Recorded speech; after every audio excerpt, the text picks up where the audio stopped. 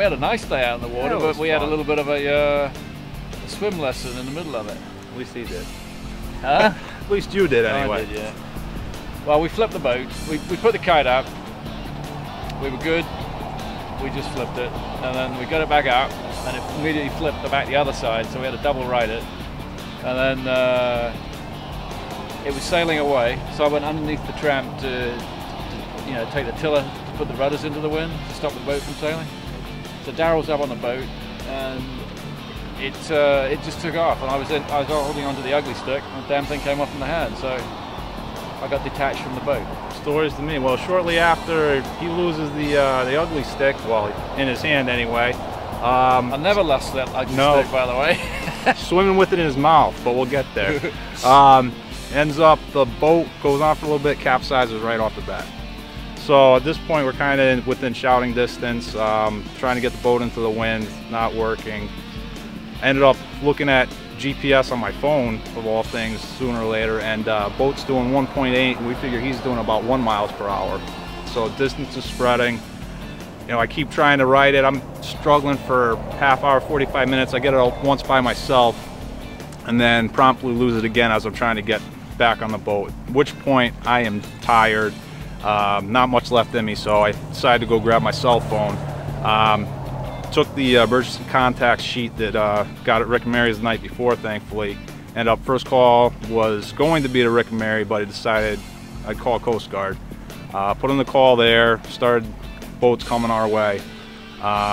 Made a few phone calls to ground crew, and then got back to the Coast Guard. Ended up downloading a few apps on my phone to figure out our position and everything, gave them lat and longitude. And then it was just standing around and waiting, you know, and keeping an eye out for Peter, make sure I could see him. Finally, boats show up. I told him just go look for my skipper, because I had no idea where he was at this point. Probably, what, 3/4 of a mile? Yeah, probably about 3/4 of a mile away. But you know what, it was an onshore breeze, so it was never, you know, a serious situation, as in sooner or later you end up on the beach, and that's what I was swimming for. But I swam for maybe an hour and 20 minutes. But not very fast, unfortunately, you know. With the ugly stick? With the ugly stick in one hand. Yeah, gotta get Brian's boat back to him. The big frustration is all my bloody gear is in a container coming back from Kattegat. So some of the safety gear is actually on my boat that we don't have here. But all's well that ends well. So got Peter back, got him to the boat. He wanted to, you know, sail on, so got it unstuck from a lobster pot buoy, and managed to right the boat. Yeah. Peter jumped right up like he hadn't been in the water at all, which amazed me. You know, I struggled a little bit to get back on, and we started going. Well, those muscles had a good workout for me. I was full of blood. That's it. Yeah, so we popped back on. The main had come detached from the top, so we had to rehoist it a little bit, get a ton of seaweed off the boat, and you finished the race. Finished the race. Yeah. Oh, after we had to rig up the tiller assembly too. Yeah, one of the clusters that happened was the little rubber attachment for the tiller crossbeam. Yeah.